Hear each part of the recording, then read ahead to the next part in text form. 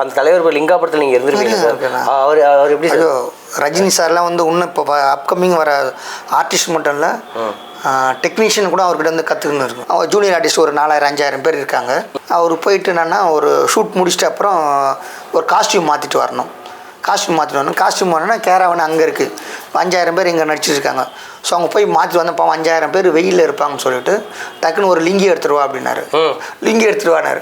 ஒரு சின்ன ஒரு மரம் இருந்தது, நான் கண் கூட பார்க்குறேன். நான் மரம் இருந்தது, மரம் முன்னாடி ஒரு லிங்கியை தூக்கி நம்ம வீட்டில் கட்டுருவோம்ல பல்லில் வச்சு இப்படி கட்டிட்டு அந்த காஸ்டியூம் அங்கேயே மாற்றிட்டாரு. நல்லா ஆச்சரியமாக அப்படியே பார்த்தேன் நான். இவர் நினச்சா போயிட்டு வரதுக்கு ஒரு 1/2 hour ஆகும். நம்ம 1/2 hourல வந்து இங்கே இவ்வளோ ஜூனியர் ஆர்டிஸ்ட் 5000-4000 பேர் வெயிலில் வெயிட் பண்ணுறாங்க. டெக்னீஷியன் 100 பேர்கிட்ட வேலை செய்கிறாங்க. இவங்களாம் வேஸ்ட் ஆகக்கூடாதுன்னு சொல்லிட்டு காஸ்டியூம்ஸை வந்து ஒரு மரத்து பின்னாடி சூப்பர் ஸ்டார் மாதிரி நாங்கள் அங்கே தர்மாகோல் பிடிச்சிட்டு நாங்கள் வேடிக்கை பார்த்தோம். செம்ம இன்சிடென்ட் அது. அது அதெல்லாம் நம்ம நினைக்கும் போது நம்மளாம் இன்னும் மன லெவலில் இன்னும் வளரணும். பண லெவலில் இல்லை, மன லெவலில் இன்னும் வளரணும்.